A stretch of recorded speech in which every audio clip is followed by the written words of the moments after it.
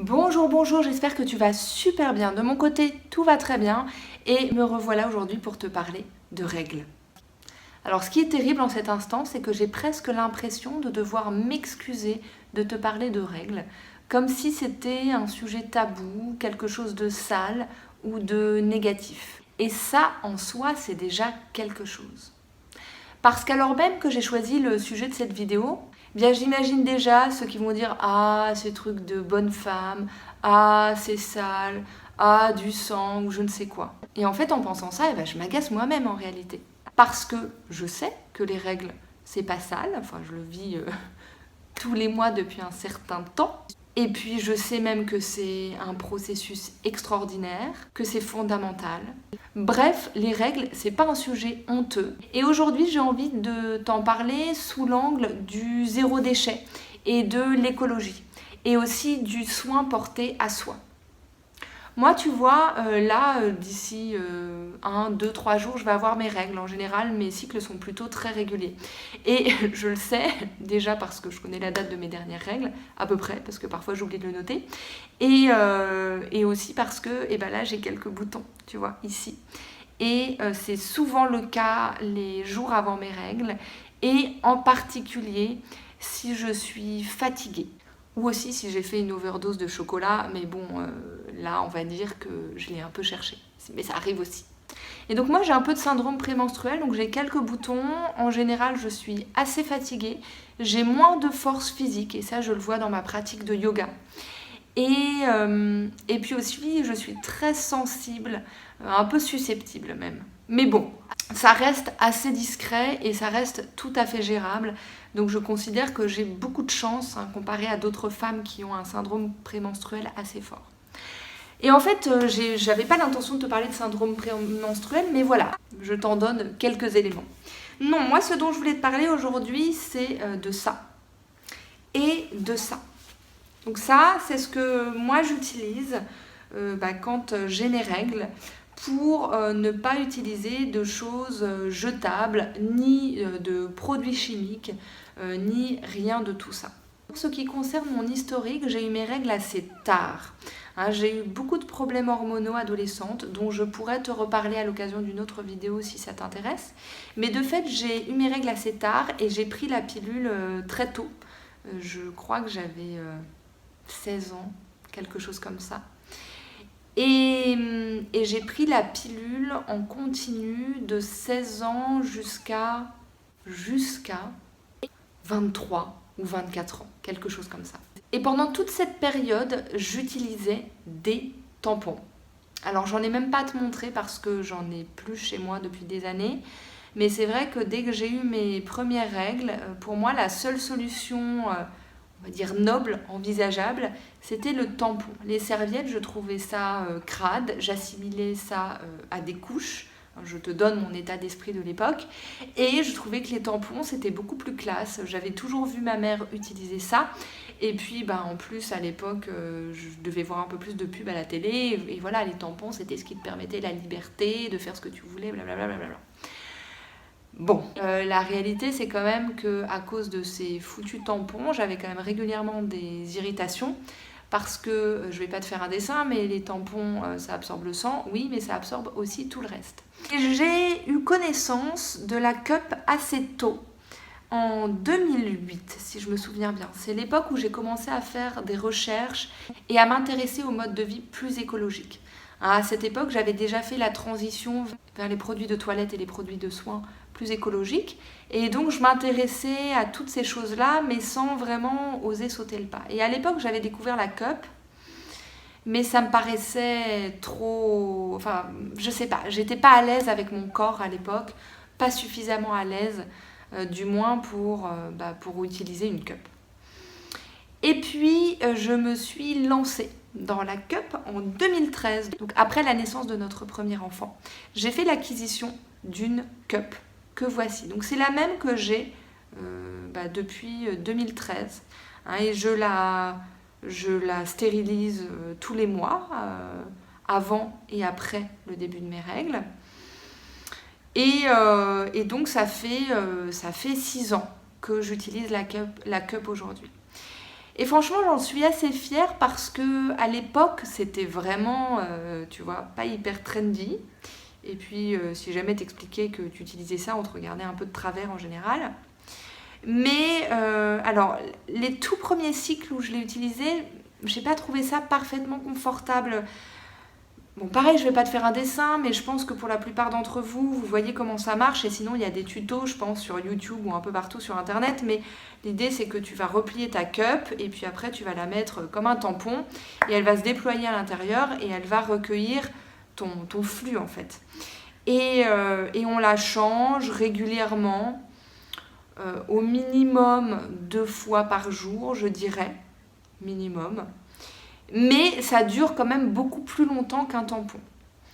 Et moi, souvent, je la change le matin et le soir, mais elle peut durer du matin au soir, alors que j'ai un flux un flux de règles qui est plutôt très important les premiers jours. J'ai 2 jours très importants et après ça se calme. Et j'ai des règles qui durent au total environ 4 jours, parfois 5, enfin qui sont donc tout à fait, je crois, dans la moyenne. Mais bref, moi j'ai commencé vraiment par souci écologique et aussi par souhait de ne plus utiliser de produits chimiques pour gérer mes règles. Et vraiment depuis 6 ans, tu vois, j'ai vraiment adopté ce mode de fonctionnement que je trouve génial parce que c'est très durable. Encore une fois, ça fait 6 ans que j'ai ma cup. À l'époque, j'ai dû la payer une 30aine d'euros. Maintenant, ça coûte un peu moins cher puisqu'il y a plus de marques. Mais bon, même avec ce coût-là, il y a 6 ans, ça fait, attention, les mathématiques sont de la partie, 5 euros par an à peu près. Donc tu vois, c'est vraiment, ça revient vraiment pas cher in fine.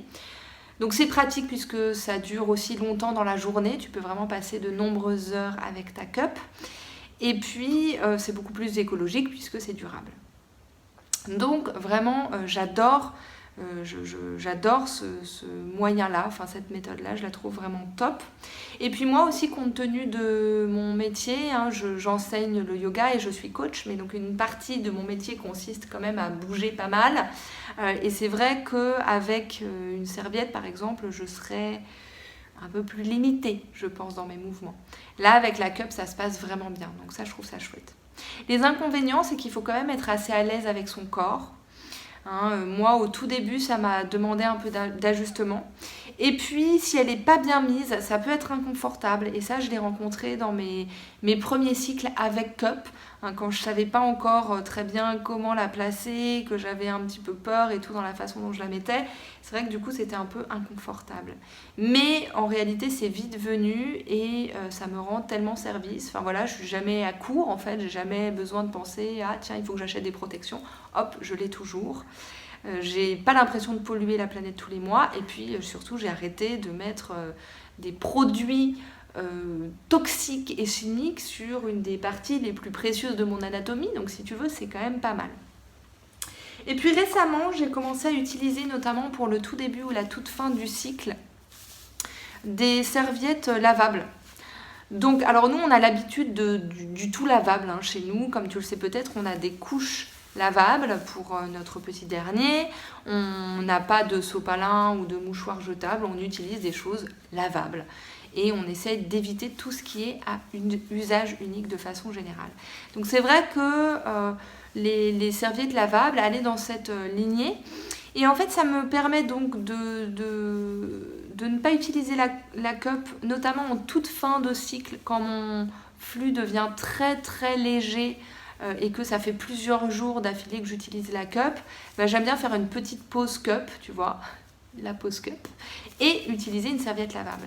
Alors je ne peux pas te recommander de marque parce qu'il se trouve que celles que j'ai ont été fabriquées à la main par une de mes amies qui a de très grands talents de couture et qui me les a offertes. Ouais, c'est des cadeaux qu'on se fait entre nous, tu vois, des serviettes hygiéniques lavables.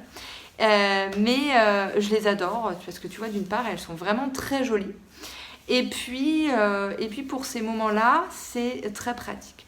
Alors je les utiliserai pas moi pour la totalité de mon flux parce que quand le flux est très important, vraiment je trouve qu'il n'y a rien de mieux que la cup. Je me sens vraiment en sécurité entre guillemets, protégée des accidents de flux, surtout quand je suis en train de donner des cours, ce qui serait un petit peu inconfortable, même si ça n'a rien de dramatique. Donc je préfère les utiliser vraiment quand le flux est très faible. Mais je trouve ça chouette aussi. Je me sens plus aérée qu'avec la cup quand j'utilise une serviette hygiénique. C'est bizarre ce que je te raconte, mais c'est vrai. Et puis c'est assez confortable aussi en réalité. Donc voilà ce que moi j'utilise. Je sais qu'il existe aussi aujourd'hui des slips, enfin des culottes de règles. Moi j'en ai jamais utilisé. Je trouve ça assez cher, honnêtement, pour une culotte en fait. Moi c'est vrai que j'ai pas l'habitude d'acheter des culottes à 30 ou 45 euros. Mais bon, c'est vrai que ça a l'air quand même top. Donc on verra. Peut-être qu'un jour je testerai aussi pour le début ou la fin du cycle. Mais c'est vrai que moi, j'ai fait le choix de la cup il y a 6 ans déjà. Et je continue à faire ce choix-là tous les mois. Et puis j'ai ajouté quelques serviettes lavables quand je sens que c'est mieux pour moi. Et voilà, je suis très contente de ces solutions-là. Parce que c'est vrai que alors j'ai plus les chiffres en tête, mais le fait d'acheter des protections tous les mois, c'est quand même un coût vraiment important pour les femmes, que les hommes n'ont pas par exemple. Et puis en plus, je trouve ça pas très sain parce que souvent il y a quand même pas mal de produits chimiques dans les protections féminines, des produits chimiques qui sont au contact direct des muqueuses. Et pour notre santé à long terme, je trouve que c'est vraiment pas très bon. Et puis même si malheureusement on fait très peu d'études là-dessus parce que j'imagine que les industriels n'ont pas intérêt à ce qu'on en fasse, on peut se douter que tous ces produits chimiques sur nos muqueuses, c'est quand même pas top. Et puis en plus pour la planète, toutes ces choses-là, c'est pas recyclable évidemment, c'est pas compostable la plupart du temps, donc je préfère avoir des choses qui sont durables. Voilà, j'avais envie de te parler de ça aujourd'hui. N'hésite pas à partager ton expérience dans les commentaires. Qu'est-ce que tu utilises si tu as un vagin et des règles chaque mois, ou même pas chaque mois d'ailleurs, qu'est-ce que tu utilises comme protection ?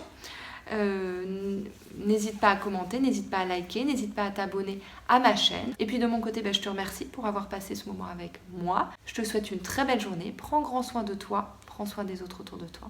Et moi, je te dis à très vite et je t'embrasse.